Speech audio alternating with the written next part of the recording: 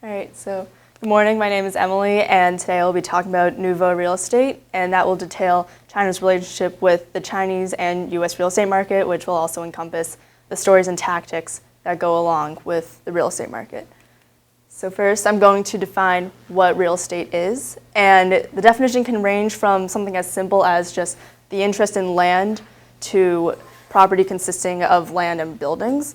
And what comes true is that when you apply this to the real estate market, you might be familiar with the infamous and famous phrase location, location, location, which holds true in the real estate market because if you have a house or apartment and you want to move and no one wants to buy it or invest in it because it's in either a bad location or it's not really in a convenient area, you're just going to have trouble in getting around in the real estate market. So now I'm going to go into art versus real estate and how they're similar, which, hear me out, it's a weird statement, but with art, it's known as a risky investment. Worthwhile, albeit risky, and in that you can either buy a piece of art for a very low amount of money because it's this undiscovered artist that turns out to be very famous in future years, or you inherit it somehow, or you can actually invest in a piece that was worth maybe millions when you bought it at the time and you're hoping to sell it for even more.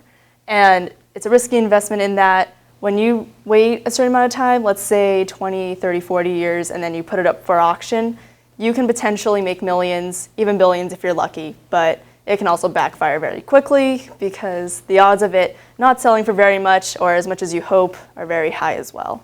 Now, how that relates to real estate is that in real estate, you don't have exactly the same intention as investment in art, but the mechanics of the investment itself work in a similar way. So investing in real estate can mean either buying a house and living in it for X amount of years, and then lucky for you, a new establishment goes up. Like let's say in Newton with the establishment of the shopping complex, the street, property value goes up. So when you bought your house, like say 20 years ago for $800,000, now it's probably worth over $1 million because of that establishment raising the value of your land.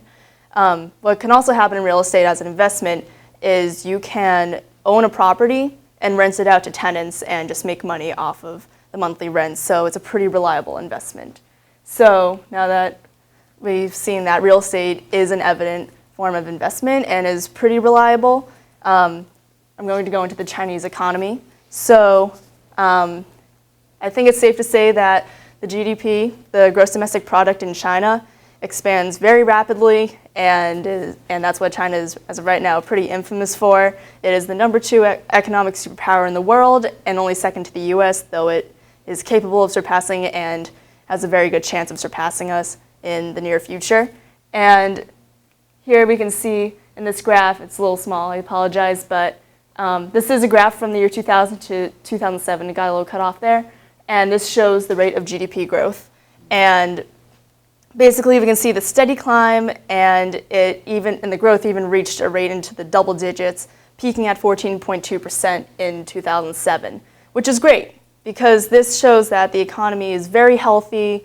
People in China are just having great luck with their economy, but it has to slow down eventually because you can't keep expanding at that rate forever. I mean, if you do, then you will probably own the universe and beyond. So that's not going to happen, and China has to slow down eventually.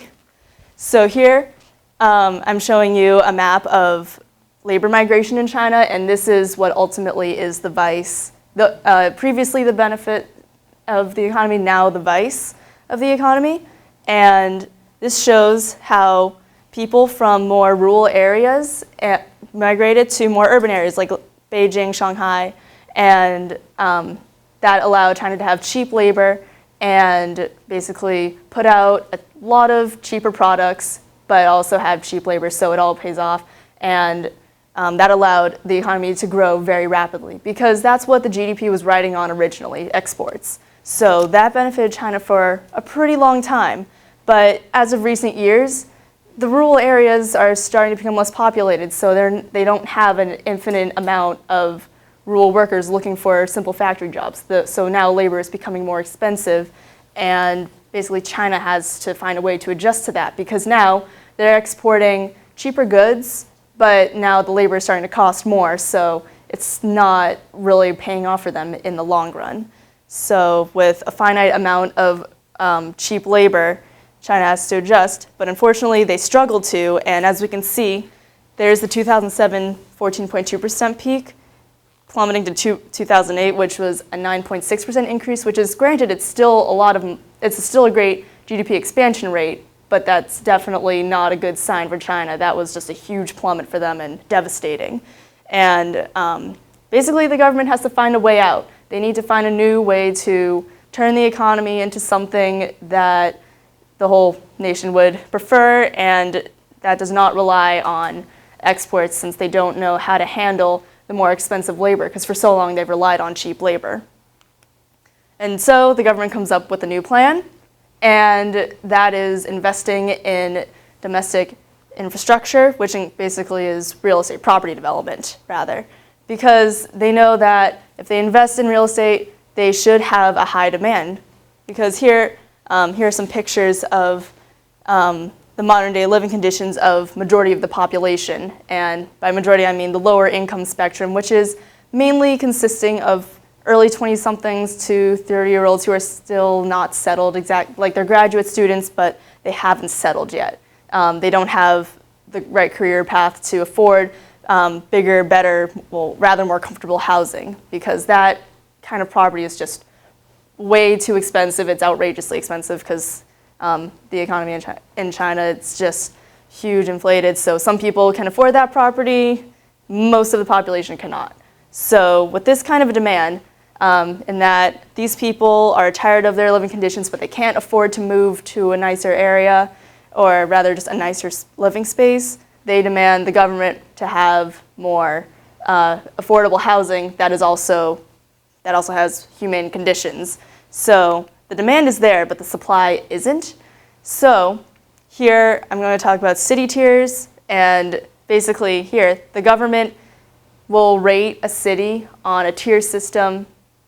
And in tier 1, there really are only 4 cities, such as Beijing, Shanghai, and they're very metropolitan. They don't really have any available real estate because there's just no land that's malleable for property development. So they turn to tier 2 and tier 3 cities, which is anything below Beijing and Shanghai, which is basically everything. So,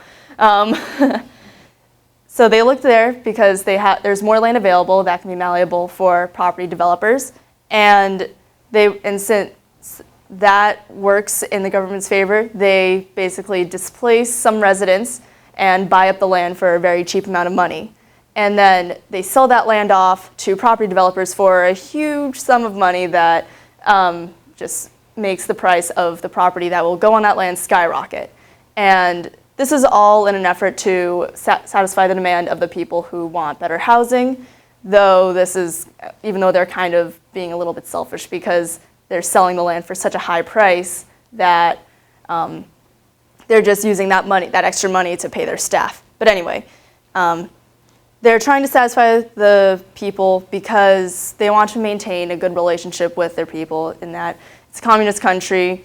The people there don't really mind that it's communist so long as the government makes them happy. And if they can't come through on that, then the CCP is in trouble, basically.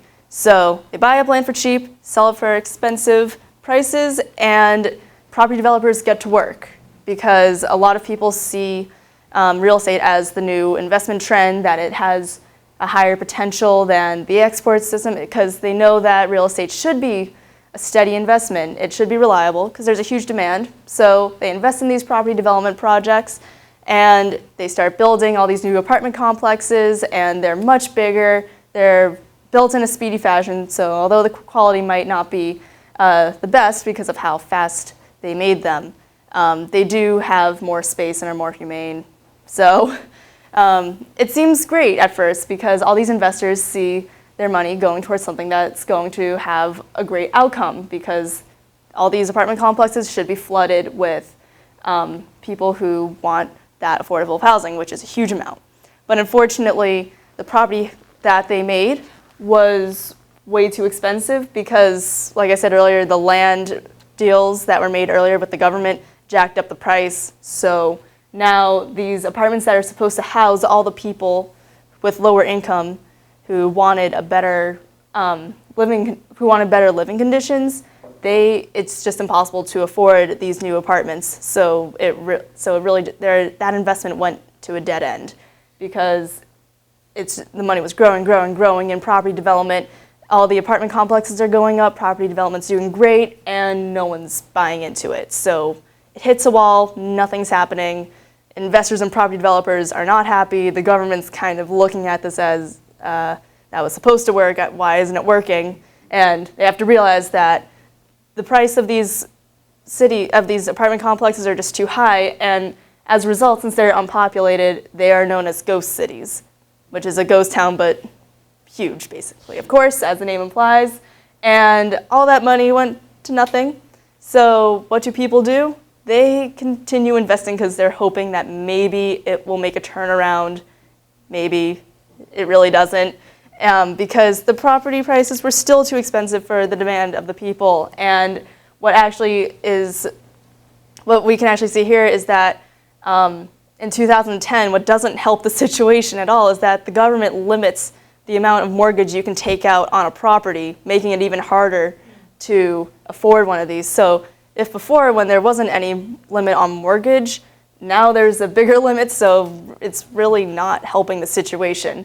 So yeah, there's that issue, and then to go along with it to boot, there's an increasing issue known as income inequality in China, and that says that, and we can see in certain graphs, I couldn't really find one that focused on China in a way that was tangible, but basically the average income of the Chinese individual is not proportional to the average price of property. So you can see just in that statistic alone that it doesn't work. And here are some graphs of just the property prices rising over the years. And here is what a property bubble looks like, just a constant increase. In this one, you can't really see a drop yet. This goes up to 2009, I believe. That one goes up to 2013. And that just shows, that's just what a bubble looks like on a graph. And it's hugely inflated. And I mean, if people keep investing in property development in hopes of maybe seeing a turnaround, they're just going to see a bubble that will eventually have to pop, and it's not going to be good. It's like making a bad investment in a stock market and you don't withdraw in time. So as a result, some people see the Chinese real estate market as a failed project. It's just going to be nasty when the whole thing pops. People are going to lose a lot of money on it. So some people, this mainly applies to upper class individuals who are investing in real estate in the first place, turn to other places such as the US. And here is a map of, this is just an example of where Chinese investors are dominating in the US. So here in Massachusetts, they're the #1 foreign investor, but they dominate. They're in the top 5 investor. They're the top 5 investor in 44 states. So you can see how they're dominating the US in terms of foreign faction. And they see the US as an area that might be more stable, not as nearly as inflated as China, and having more potential. So with that, I'm going to go into why other people are starting to move to the US, because yes, you have the upper class investing in the US real estate market in hopes of having their money in an area where it's more reliable, not in a bubble necessarily. But then you have people who are moving here, such as the middle class and the lower income class. So, and they're moving here in recent years. Really, it's a huge trend. So, I mean, I've heard my mom trying to pronounce more and more Chinese names lately. So, as of about 2010, really, that's when people started to move here. That's what I've noticed. So I looked into this, seeing why they decided to move here. And one big reason is that for families that have children, the child's well-being is huge. I mean, these kids, they're really pampered when they're little, and they want to see the best for their children. And children's well-being, that applies to the education offered by the US and the safety here. So when looking at the education system, you can see in a district, like typically, if it's a good education system, people will gravitate towards that because they're thinking, oh, my child will get a good education, they'll be prepared for the future. And upon asking some families what they think about the education system here versus China, they feel that the education here is more innovative and encourages creativity and prepares for the future in a more realistic manner, while in China it's just too rigid, it's more exam-based and only focuses on math and science. So they feel that their child will have a better start in the US, and also the better the school district, typically the safer the area is, the more affluent it is, which is generally the trend of real estate. That's why some areas are more expensive to live in, such as Newton, which has a strong school system along with its affluency. Like that also goes for areas like Lexington and Brookline. So that's a big instigator for people to move here. Another thing is opportunities, and this more applies to people who don't have children. And what they feel is America offers more opportunities for them to pursue.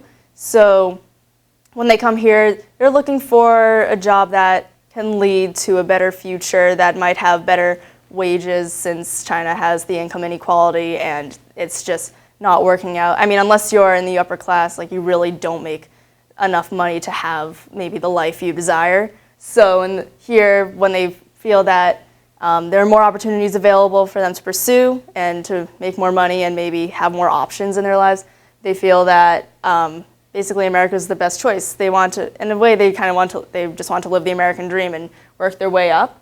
So job opportunities are huge for those who are, I mean, these people are in their early, mid-20s and just want a stable career that will pay off for them with all their efforts.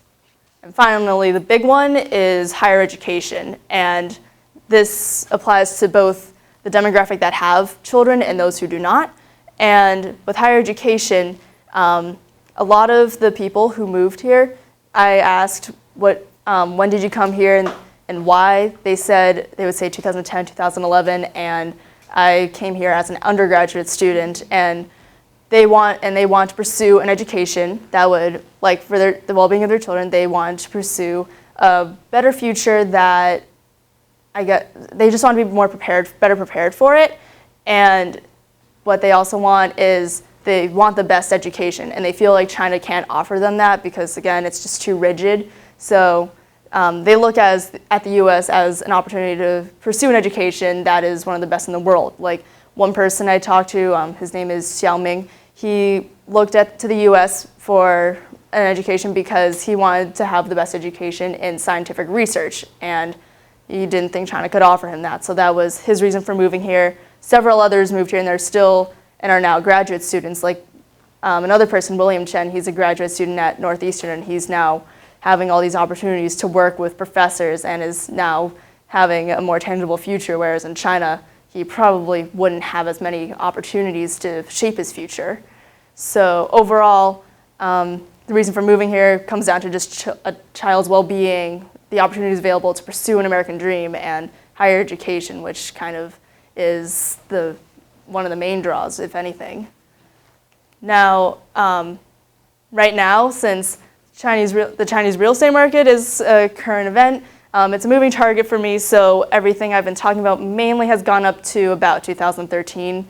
So as of right now, the real estate market in China is in fact deflating. So the GDP is starting to suffer again because about 50% of China has invested in real estate. So with the GDP basically now riding on the real estate market, like how it was riding on exports before, it is starting to decline again. Not as bad as the 2007 to 2008 drop necessarily, but it is on a steady decline, reasonable but steady decline, and it was bound to happen. And in any graph in the next few years, we'll probably be able to see the bubble, since there aren't any graphs leading up to 2014. They end at 2012, since GDP is taken, I think, every 2 years. So right now the bubble's deflating. Not sure how happy investors are about that, but China will again have to think of a new plan to get its economy back on track, or at least on a growth rate that is reasonable, because it can't keep expanding at that rate. It can't expect that to happen, because it's just asking for another bubble to happen and another depression. It's just not going to work. And people are still moving to the US for the same reasons, for the well-being of their children, for their own opportunities to pursue, and higher education. That's going to be a trend I think we'll be seeing for a while. So thank you. That is my presentation. Oh, I don't know how to get out of that. So, thank you. Here, I'll just go back to start here. One question that I have is about the ghost cities. I'm wondering if they turn to renters or if people are squatting. Like, are they just completely left empty, or are they making any money off of them through renting?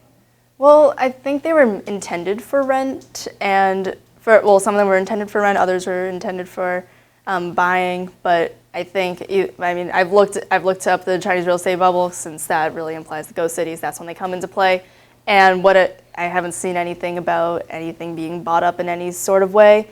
I think the construction has, gone down a bit, but it's a hard thing for China to grasp that project just didn't work out, especially for the huge demand. So I don't think they're being occupied at all. So as of right now, I haven't seen anything. I could be wrong, but I don't think there's been any new trend showing that they've become more affordable for people. Unless China changes the mortgage rule and allows people to take out a mortgage on them and maybe stand a chance against the costs, or if maybe with the deflating bubble, it's becoming less expensive. I haven't seen much on it because it's kind of a moving target. But so all I've seen as of right now is just the bubble's deflating. I'm not sure of the fate of the ghost cities. Yeah. Related to that, I don't know a heck of a lot about real estate, but it just occurred to me, like, is it just pure stubbornness that they're not going to bring prices down? At some point you gotta cut some losses, yeah. Right? Well, in real estate, there is a lot of stubbornness. Like when you put a property up for sale, you want it to sell for a lot. You're hoping that it does. Yeah. And a lot of times, this kind of applies to this applies to the U.S. as well. This is just a real estate mechanic in general. When you set a price up for something that's more expensive than what your property is actually worth, you're probably not going to sell it unless someone absolutely loves it. So it's very hard for people to bring the price down because they want to make more money off of their property. They want to know that they got more money from their house than what they bought it for. So they want to know that they didn't lose money on it. So some people are very stubborn about lowering the price, but sometimes the reason why people do lower prices is because they realize they're not going to get rid of their house unless they lower the price and actually make it affordable for some people, or at least an accurate representation of what their property is. Yeah. So when you look at the map you showed about the worker, when the workers were moving to the cities, yeah. you can see how these what are now ghost cities made sense. So, but if these folks are coming, they're not living there, where are they living? Right, and that's where when a lot of them try to live in the major cities, that's where a lot of apartments can get expensive and still not have much room, and then even anything outside of those cities are still not in the highest quality, and because that's where everything's concentrated. Yeah. And actually I didn't go into this before, in the tier 1 cities, when you want the real estate that's nice, it's like having an apartment in New York City, I guess you can say, where it's just really expensive, but you're at least in the middle of the hub. The same mechanic is in Beijing, Shanghai, and in that that property is extremely expensive, but at the same time, there's no land that's malleable for property developers to establish new apartments, and there's already Building up. Yeah. They don't want to keep going vertical. It doesn't look it. They're looking elsewhere, but they also don't want to use tier 1 cities because there's already a demographic that the tier 1 city price appeals to for the nicer apartments in Beijing, because since they're so cosmopolitan, many people who are just extremely rich are able to afford it, but from elsewhere. So for the amount of property that's available in tier 1 cities and for how expensive it is, that's kind of been handled, even though it's probably a bit of a messy process. It's not really the priority there, since tier 2 and tier 3 cities have the potential to satisfy what the government was starting after, and that was just making money and having a healthy economy off of real estate. You talk in your abstract about you learned the mechanics of real estate really young. So can you just tell us what was your, Oh. you know, your background and what brought you to have this be your topic? Well, my mom is a real estate broker. She works for Sotheby's International Realty. At the time when I was younger, she was working for Hammond, I believe. And basically, I grew up with real estate. I would drive around with her to open houses all the time. So, I mean, I never technically learned how real estate worked. It just kind of was engraved in my head just because of all the conversations that were going on. And every time she worked at her computer, I would see what was going on. So it's just something I grew up with, and I'm starting to understand like the more technical stuff now that, because I've always had the basics down, but technical stuff is, I'm still learning it because I never really had to learn about real estate to really understand it, I guess you can say. So since my mom allowed me to grow up with it, that also allowed me to notice the trend of an increasing amount of Chinese buyers. So, because in the late 2000s, which coincidentally is when I started taking Chinese, I started to hear my mom go, how do you pronounce this name? It's Xiaozhang, and I'd have to keep telling her how to pronounce all these names, and I taught her little phrases like how to say thank you in Chinese just to maybe bridge a culture gap between her clients, and she's still getting a huge amount of those buyers because I'm still helping her pronounce more and more names, and that number is just increasing, if anything. I mean, people who have moved here, sometimes it's a sibling, and then their family's starting to come over now. So she's up the creek next year, though, when you're gone.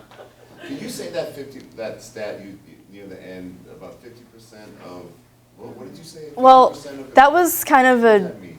that was kind of a general estimate based on this was from one source, but that was based on a bunch of other economists' reports, and that was, I believe, 50% of China's investment is in real estate, and that affects where the GDP will, how it will rise or fall, because if something dominates the GDP, like what makes it up, then if something happens to that market, the whole GDP will be affected greatly. So, I mean, because as we saw in the bubble with the exports in the 2000 to 2007 increase, I mean, that same thing happened with real estate from 2010 onward. So I guess actually, now that I think about it, you can see how there was that steady decline, but not as drastic as the 2008 decline. So it's not as inflated, I guess you can say, as exports got, but at the same time, exports had more time to build up to that point. So, and as we also saw in there, we saw that the bubble peaked at about 2010, 2011, and was starting to decline. But news was covered about the bubble deflating about 2011, but it wasn't very consistent because a lot of articles were still saying it's still growing, it's going to pop in 4 years. But when I looked it up recently, just the past few weeks, I've seen like the articles becoming more and more consistent about the bubble deflating. So sorry I didn't clarify that earlier, but Well, it's probably hard for everybody to report the same thing in the moment. Right. It's Yeah. easy to look back and say, yep. yeah, and I mean, I'm just basing this on how articles are becoming more and more consistent on that. Because in 2011, you'd see maybe a few articles saying the bubble's deflating, but you'd see like 5 times the amount saying it's still growing. So now it's becoming more consistent, I think. I think it's safe to, I think it might have been declining the past few years, but it's now becoming a more noticeable problem, especially since I think the way GDP is interpreted every 2 years, it's hard to really take data on that and to prove it. So I'm not sure when the next quarter is for GDP, but maybe we'll be able to see in the next few months, like just to confirm that. There was another graph that showed the U.S. Mm-hmm. Was that immigration? I can't remember. Yes, this was actually, here, I'll pull it up. This was actually originally an interactive map on the foreign faction, which is just foreign investors in real estate. And this covers every country that is involved in this faction, but I noticed that in China, I was able to scroll over every state. China was in the top 5 of 44 of the states. Mm-hmm. And I used this to kind of as a confirmation that there is definitely an increase in China for moving over here just as an interest. So that was one piece of confirmation for my theory, because now there are more articles granted, when I came up with the theory that people were moving here because of the property bubble and there being more opportunity over here, granted I made that theory on my own, but there are articles out there that I did see later that kind of confirmed that, and this was one of those interactive maps that also confirmed that. And it's from, I believe, realtors.com. So, big hub. I'm just thinking about like Michigan and Detroit and everything that's happened there and how, I know there were a lot of outside international investors in Detroit now. Do you know how many? I don't know exactly for Detroit, or rather just Michigan. I mean, I can't look at cities here, but I'm sure in Michigan most of that will apply to Detroit. So you could probably find this map online and see it. I'm sorry, I don't have it up there. But odds are China is in the top 5 there, because I mean the only 6 that it wasn't involved in was where I think, like in the, I don't know, like Nebraska, I think. I don't know. Dakotas or something. I mean, yeah. Most of them are looking at the bigger states. Thank you so much. Thank you.